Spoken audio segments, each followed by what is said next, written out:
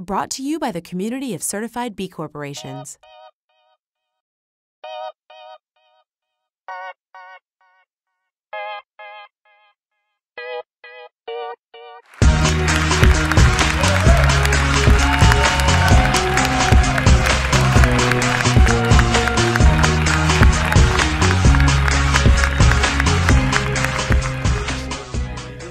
Full disclosure, I am a charter member of the Sara Horowitz fan club and have been for about 8 years, because Sara was with us at an important event at an investor circle gathering in Martha's Vineyard 8 years ago, before B Corps were a name or an idea, before there was even a founding B Corp. And so it is really an honor to be here with you, Sara. Sara is, for those of you who don't know, she gets to walk around with the heavy burden of having been called the MacArthur Genius awardee for some time. She's been a longtime labor organizer, social entrepreneur, and most recently deputy chair of the New York Fed. And so there aren't too many folks that can span a 20-year career from, third generation, Lower East Side labor activist to deputy chair of the New York Fed. So that's a pretty inspiring range that you've been able to cover. But those are all just sort of labels and titles, and what inspires me the most about Sara, and has since I've known her, is just this incredible fearlessness that she brings to how she lives and how she works, and in particular how she's led her organization through a series of changes. And that's what I wanted to start off in talking about. There's three things we were hoping to talk about today. One is your leadership. The second is a concept that you've talked about called the new mutualism, and the third is around movements. And so on the topic of leadership. And we were going to say that we're starting a new thing. Instead of the TED Talk, it's going to be the riff. The riff, exactly. It's going to be very. It's going to be hot. You should have riffs. That's right. And so over 20 years, what started as Working Today and Freelancers Union and the insurance company and now this big benefits platform, there's a lot of shifts that have taken place. And I'm just curious, as a leader, taking a long view about social change, how do you know when it's time to shift, to evolve, to pivot with your organization? As we started discussing what we were going to talk about, which was like about 45 minutes ago, maybe, I said, being a traditional business, which is what none of us are, we're all doing this because we have a social purpose. And it's like when you add that other ingredient, it's kind of the game changer, I think, in how do we know when to shift and pivot.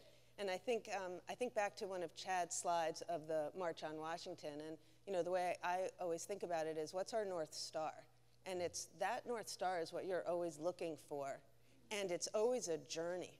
And to sort of, I don't know if it's mixed metaphors or mixed inspirational phrases, but I think a lot about what, if people have read that great book on Paul Farmer, it starts with this Haitian quote, and it's a proverb that says, "It's mountains beyond mountains." Démon, Gemon. We used that last year at the championship. Oh, it's like the major beautiful. image. Yeah. Yeah, and I think it's just so important because it says a bunch of things. It says you take this marathon and you take each piece of the journey and you realize at some parts where you say, you know what, we went a little bit to the left. Or you know what, it's that other mountain vista. No harm, no foul. We just have to keep getting there. And it's that mission that keeps letting you know that's what you can't fail at. It's not that you picked the right strategy, it worked, it didn't work. So most things, I think 9 things don't work, 1 thing does work, and then you keep figuring out on that one, you just keep iterating. So it's the North Star, to me, is how you figure and so, that like out. you talk about the North Star, and there's that great scene in Lincoln where he's talking about if you can follow your North Star in a straight line and fall off a cliff, and that's not really going to serve anybody. And so when you're what is your North Star, and how do you know that that's the way you want to head, but sometimes you have to tack in different directions? Yeah, I think that sort of on a granular level and sort of on a bigger picture level, I really do think about this idea of new mutualism, which I know that we're going to be getting to, and it's kind of like a hard phrase to kind of explain. Like the advantage of like a Milton Friedman or a neoclassical economist is they can just say, it's the market, that's it. It's so elegant and simple, right? And we all know, no, life's actually not that simple.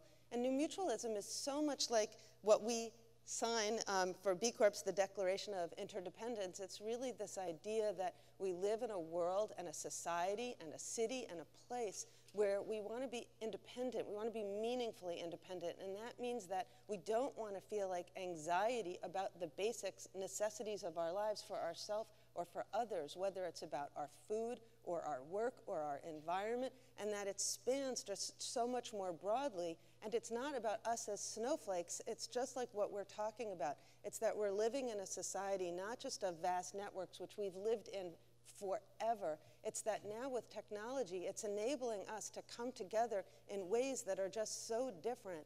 And it means that we're having an opportunity to take a time out and say, what is our time about? We've had a lot of policy choices that are really preferences for how we're going to live.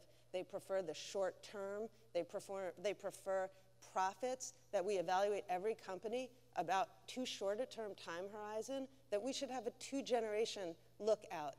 I love the beautiful trees, the roots and the trees, because we're here for, in our organization we say 2 generations because we say we're in America. We can't do 7 like the Iroquois, right? But it would be the 7. Or John, apparently. Yeah, right. 2 would be fabulous. And so, but I do think it's saying that new mutualism is the way we talk about it. Others have so many different ways: the peer economy, the sharing economy, collaborative consumption. I'm probably leaving out a ton, but it really is this idea that it's how do we go from leading our own lives, branching it out, and then saying we live in a democracy and we want that democracy to represent back those values that we have. And so we do have to start engaging in politics and policy and starting to work together and putting together this meaningful network to be able to say, this is the world we want for our grandchildren and their grandchildren. It's not just this narrow little selfish culture that I think so many of us just find so alienating. And so Sarah, talk to me. I'm a little bit conflicted about a couple things. On the one hand, you are a champion for freelancers, for independent workers, which your recent study said there's now 53 million Americans, about just over a third of the U.S. workforce would be classified as independent workers, and want to remain, and 90% of them want to stay that way. Yes. They don't want to go back. In an environment that seems like, therefore, hyper-individualistic, meaningful independence, how do you create a mutualism out of that? It's really true. One of the things that we haven't done as a country is to recognize how our workforce has changed. People really are working independently. And when you say meaningful independence, it actually takes away that, because the most successful way to be independent is to be connected to other people. So for freelancers, what is so amazing is that, has anybody here freelanced before? I bet you a lot of people have. Keep your hands up. How many people have done project work at one time? How many people have consulted? How many people have worked part-time? Okay, so look around. It's here. And so one of the things is when you freelance or work independently, you don't start your day at 9 o'clock and work till 5 o'clock. You don't just punch the card and it tells you. So you say, what am I going to do today? When am I going to do it? And then this other question comes right after, and you say, what do I love doing? What do I love doing? And it's not a question that says, am I getting paid for that? It's what do I love? And you start to prioritize that love much more than you can as when you work traditionally. And that love can be because you want to take a bike ride, or I want to be there when my kid gets back from school. And then right after that question, and I never understand why, comes food. Food is always a really big issue. And then it's about the quality of the food I eat and where I live. And by the way, I happen to be in my area, so suddenly I care about my community. So when you talk about meaningful independence, it's so funny. It's almost like the opposite of this rugged individualist. And thank you for that. So it is for mentioning. So we did a study with Elance Odesk to really size the independent workforce, and it literally is 53 million Americans, and they're working in so many different ways, either traditionally as independent contractors or they're moonlighting. One of the people who drove the bus yesterday, he's driving the bus because he retired from IBM. And so he does substitute teaching and bus driving because he said that when he hit 60, he really wanted a different life. And so the B Corp community aspires to be best for workers, right? We're not only going to be best in the world, we're going to be best for the world, and part of that means being best for workers. If the landscape of the American workforce, anyway, is changing dramatically from what it was in our parents' time or our grandparents' time, what can B Corps do to be places for more meaningful independence for those 53 million workers? Well, you know, I think one of the best things is to recognize how people want to work and to try and work with them. But, you know, talk about policy and politics, and this is something we can ask the Secretary of Labor about. You know, it's been a really big challenge because for so many independent workers, there has been fears that they're misclassified, and many are, and this really is true to avoid paying benefits. But it's really an example where we need a more nuanced approach to recognize that people should be able to work in this way and to sort of make the workforce more bite-sized so that people can choose if they want to have children to see their kids or if they want to do something else or do two different things.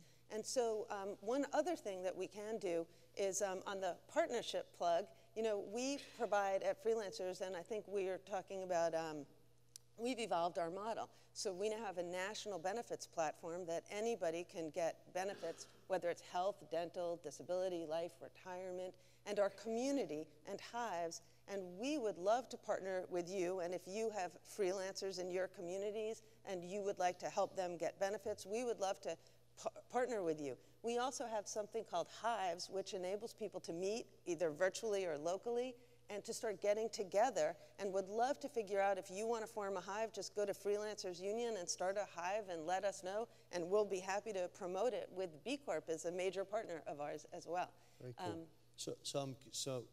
So great minds are thinking alike, and there's a nascent thing going on with the B Corp community around the Beehive, where similar forming connections and collaborations within the B Corp community and the 40, 50,000 people within that work for B Corps. I want to pull back from that for a second in the little bit of time we have left and say you've been a labor organizer, you've been a student of social movements, labor movements, and now you're sort of building a platform to connect those folks seeking meaningful individualism. Talk to us for our last moment here about what does a successful movement look like? What does it mean to support and serve a network of people to build a platform on which they can lead? What can you share with us on that? In 15 seconds. You can go a little bit. You know, I think that what is so amazing about movements, and I think so much about the gay rights movement as one that's just been so wonderful to see in our generation, is that it starts out, you know, with different people having aha moments in their own lives, in their own hearts, and then organizations forming and organizations being anchoring, which is just so incredibly important, thought leadership, to be articulating and trying to make sense and giving some guidance, looking at past history of like what were techniques and things that people did. You know what's so fascinating about the March on Washington? Do you know where it came from? The Salt March of Gandhi. And it was a march, as in a walk. And so I think it is about people coming together and then letting the chaos unfold and watching it just happen and seeing that. And I think it's all those stages are the most exciting. And I just want to say back to you, it's been really inspiring to watch what you all have built here. It really is. And so thank you. We all build on each other. Join me in thanking Sara.